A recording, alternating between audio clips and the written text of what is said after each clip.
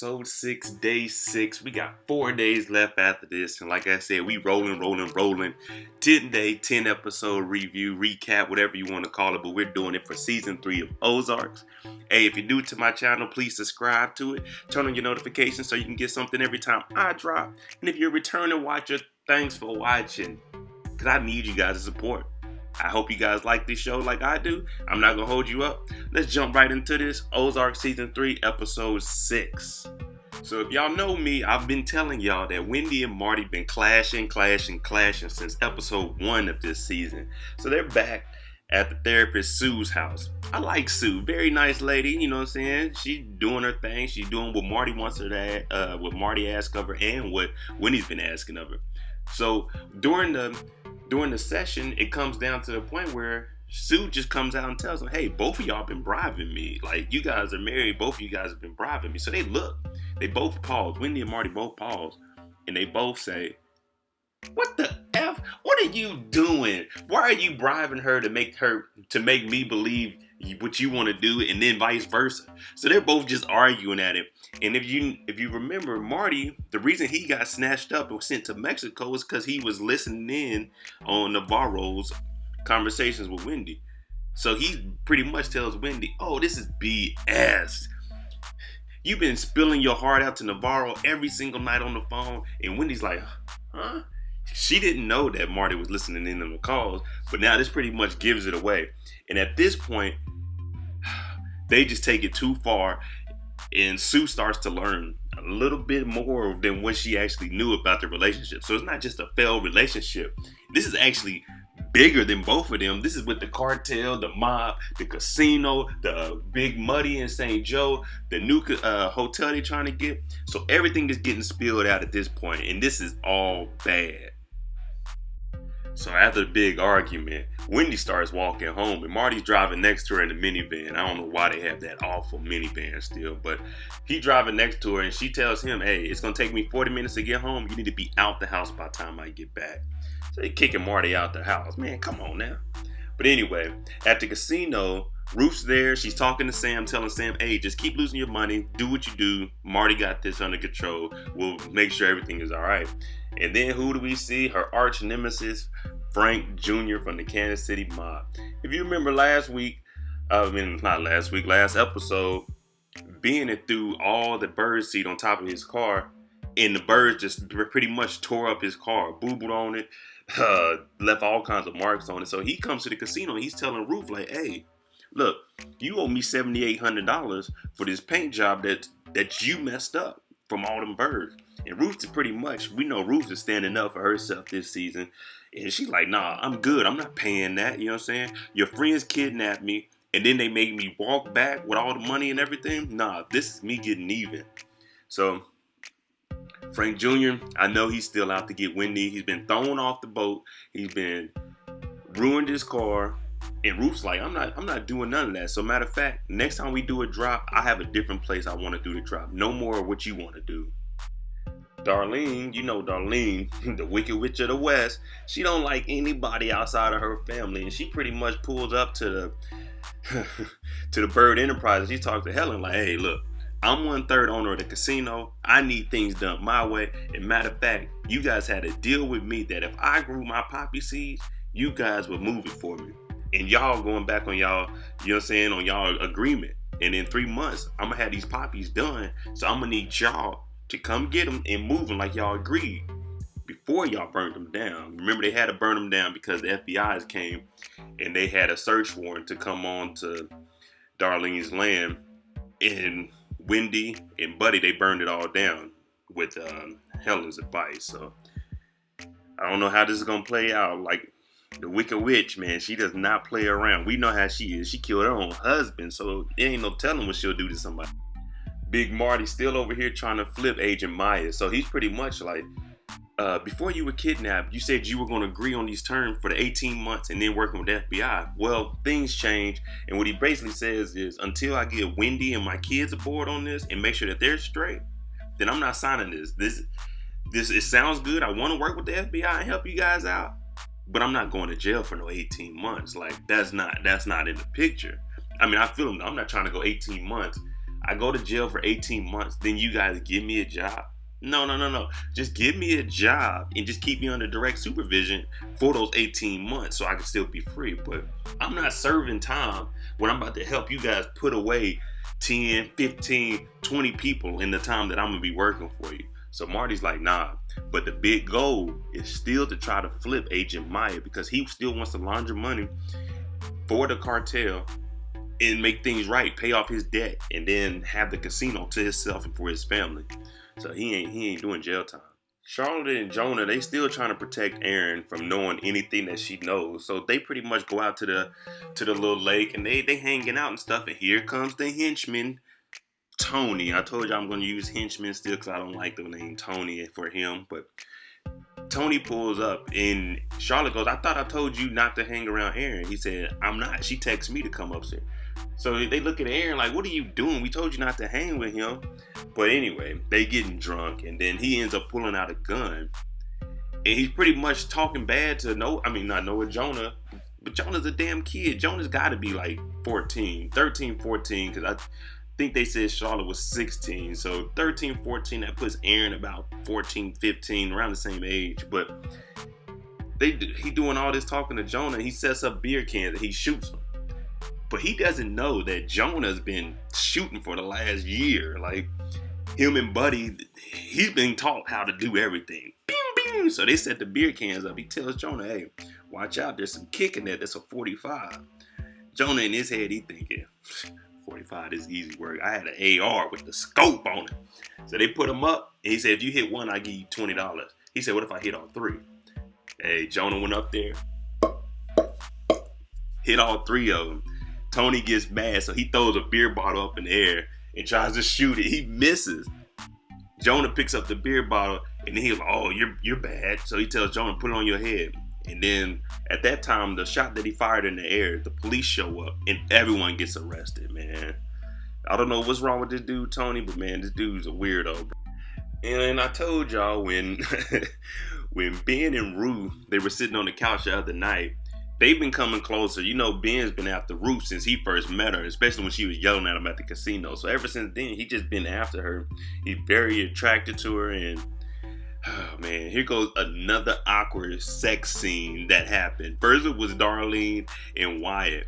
But in this case, they've been feeling each other, Ruth and Ben. And they end up talking, and Ben's pretty much like, hey man, this lifestyle is crazy, you know what I'm saying?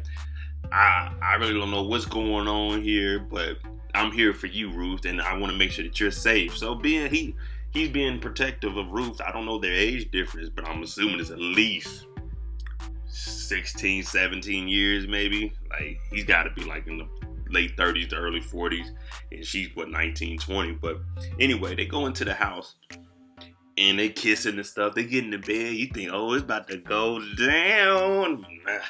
Unfortunately, it doesn't go down. Ben can't get it up. I don't know what Ben's on. Like, maybe it's the drug. Maybe he drank too much. But he can't get it up. And he pulls the famous line.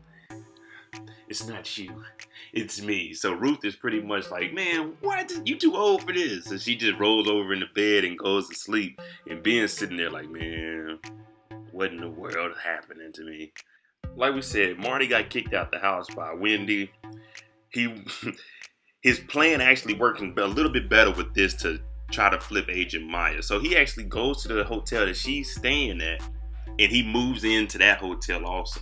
So with this, he's going to be able to see her all day at work and be able to pick her brain outside of her watching the floor and all the money and everything. So now it's more of a casual conversation, which what he's trying to lead it to, than police criminal. Like, he doesn't want that relationship. He's trying to flip her, so he's trying to get in good with her. He sees her in the morning. He's like, oh, let me help you with that bag. So he helps put in her car. What Agent Maya says to him now is, hey, look, Marty, I'm due in 6 weeks. She's going to have a baby. That means she's going to be off the case. She's probably going to get 3 months maternity leave. I want to make sure that you're safe before I leave. So take the deal, come into protective custody, do your 18 months, and then when you get out, we'll be back to work and your family will be safe. But Marty's still like, nah, I'm good on that. I'm not taking no deal or anything. You know what I'm saying? Like, Marty's not about to fold to to do no time for no crime. He's the best at it. Put it like that. He's the best to do it.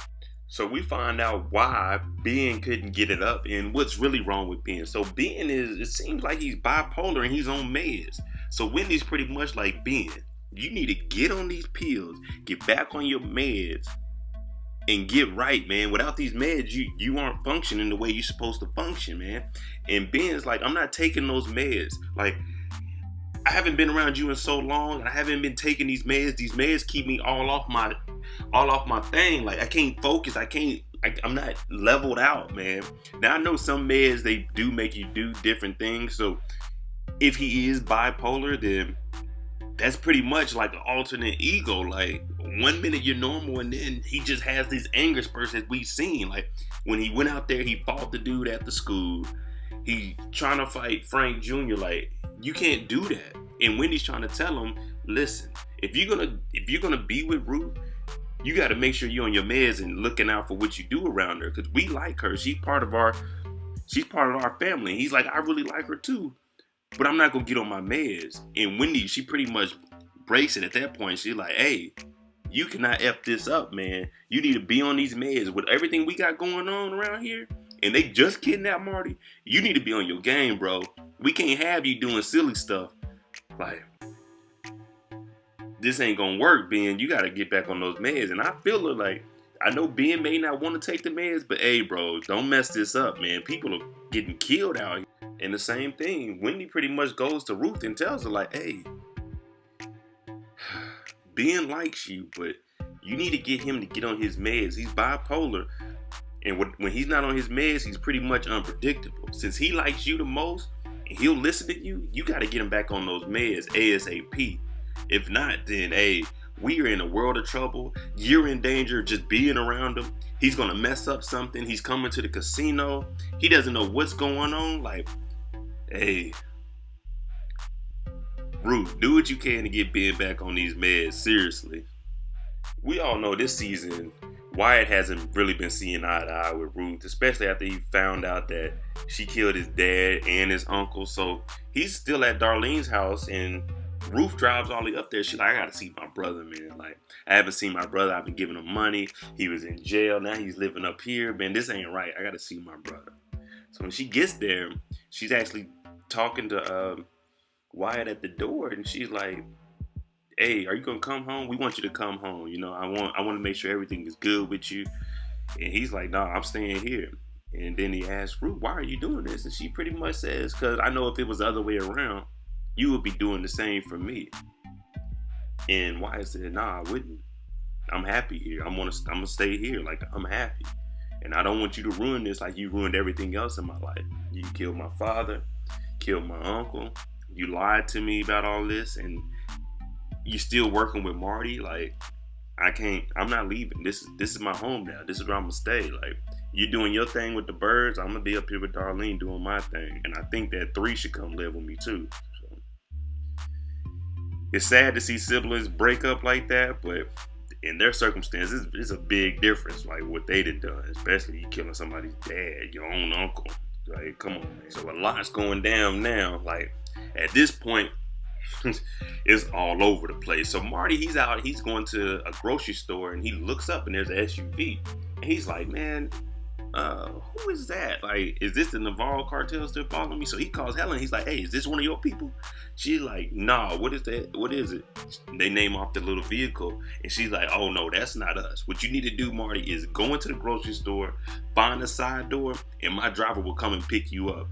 Don't go back to your hotel. You need to go back to your house so we can protect you and your family, because this is the other cartel.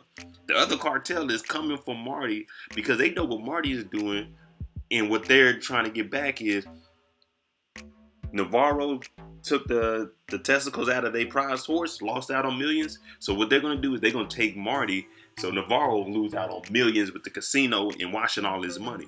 That is a very good plan. So, hey, Marty has to get out. He dips back to the house. Before Marty gets back to the house, Ruth shows up because she has nobody left. Wyatt's with Darlene, and he wants 3 to come live with him. So she goes downstairs in the basement with Ben, and hey, she talks to Ben about what's been going on, and hey, Ben finally lays it down, you know what I'm saying? He finally gets to do what he's supposed to do. I don't know if he's back on the meds or not, but he was down there. But anyway, Marty shows up at the house, and Wendy's like, hey, what are you doing here? I kicked you out. He said, no, you need to talk to Helen, but I gotta stay here, and no one can leave the house. So they're pretty much like, dang, what's going on? And he doesn't really go into details. He just says there's another cartel looking for him. So everyone getting ready to lay down, and Wendy's like, you can't sleep in the living room, because he's not gonna go sleep in the bed with her. And she's like, you can't sleep in here. It's a house made of glass. You know what I'm saying? They're gonna see you in here. But she keeps all the kids up everywhere, that all of them that they can see in the living room, and outside is the driver protecting and watching over the house during the night. Man, this is getting crazy for real, man. So the next morning, everybody wakes up, and Ruth to stay the night. She's like, hey, I gotta go. I gotta do a drop. You know what I'm saying? I gotta go pick up the money from the henchman and one of his boys. So Ben, he's overprotective of Ruth now, especially after last night. So he tells Jonah, he was like, hey, you want to take a ride with me? And Jonah's like, hey, man, I'm grounded. You know, me and Charlotte just got arrested for shooting guns at the beach. And he was like, oh, well, forget it. Come with me. So he pretty much is planning out a future with him and Jonah. They're on the way to follow Ruth just to make sure she's all right. And he's telling Jonah, like, hey, next year, let's just go on a road trip. Me and you, man. Let's just hit the road, take your drone, make some sick videos. You know what I'm saying? Stuff an uncle and nephew would do. And Jonah's like, hey, all right. Because Jonah didn't have no friends except for Buddy. And Buddy's been gone for a season now. So he's like, all right, I'll ride with you. Then they finally pull up to the drop. Remember, Ruth to change the drop to an old drive-in theater from where they used to be. So this is where the new drop is. And when we get there, oh yeah, action. So Ben and Jonah, they pull up. Ruth is already at the spot. So Ruth is just sitting there. When she's sitting there, you know Tony and them, they already don't like Ruth, so they playing a joke on her. They drive past her, which is why they park so far away. And she's like, come on, guys, I'm gonna have to walk all the way over there. Turns out, oh man, the other cartel pulls up, shoots everybody, then blows the truck up. All the money. They didn't take any money. They blew the truck up, letting Navarro know, hey, this is a message. We don't care about your money, but we're going to stop your money from coming in. This whole time, Jonah and Ben, they have it all recorded on the drone. Ben, like, when he seen the cars pulling up on the drone, he's calling Ruth and like, hey, you got to get out of there right now. You got to go. So she doesn't even make it. She just gets stopped right here on the corner. And she's looking. She witnesses the whole thing. So, hey, the drug war is really on, and it's on American soil now, man. It is getting crazy. And they end up killing Tony in this too. So the henchman is gone. Oh my goodness, man. Oh my. Man, things are really heating up, man. That was episode 6. The drug cartel is going down. Like, this war that these drug cartels got going on, it is on now. Hey, comment below what you think is about to happen between this little drug war that they got going on. You see that it's moved to American soil. It's already been the testicle removing. It now blowing up the truck with money in it. Oh my goodness. What do you think Marty is going to do next episode dealing with this and the KC mob since their truck got blown up? Comment below, man. Like, this is going to be crazy, man. Episode 7 tomorrow, man. Thanks for watching. Tune in 9 o'clock a.m. Pacific Standard Time. That's noon Eastern Time. And like I always say, man, if you like, follow me on my social media. MoedotJ is on everything. And if you're new to the channel, please subscribe to it. Like, comment, share, and turn your notifications on. Thanks for watching. I'm Mo, and I'm out. Jimmy on the beat, boy.